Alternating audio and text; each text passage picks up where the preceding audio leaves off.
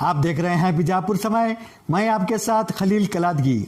बीजापुर में चलती ट्रेन से पैसेंजर से भरे डिब्बे बोगियां हुई अलग। घटना शहर ए बीजापुर के Vajra Hanuman gate Ibrahimpur railway station के करीब की है, जहां आज के पैसेंजर से भरे कुछ डिब्बे बोगियां चलती ट्रेन से अलग हो गई, जिसके बाद यहां पर हड़कंप मच गया।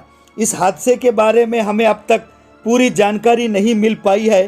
बीजापुर शहर के Vajra Hanuman gate Ibrahimpur railway station के करीब पैसेंजर से भरे डिब्बे चलती ट्रेन से अलग हो गए हैं।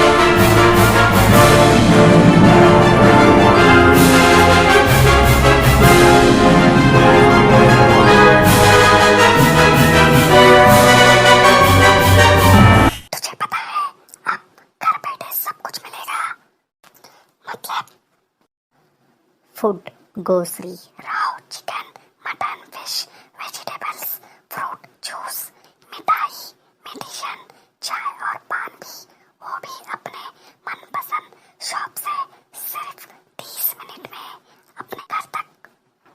अरे वाह, मैं तो अभी ऑर्डर करती हूँ। क्या बताया? ऐप का नाम बिगोस। तुम इस ऐप के बारे में किसी को मत बताना। सुना आपने? किसी को मत बताना।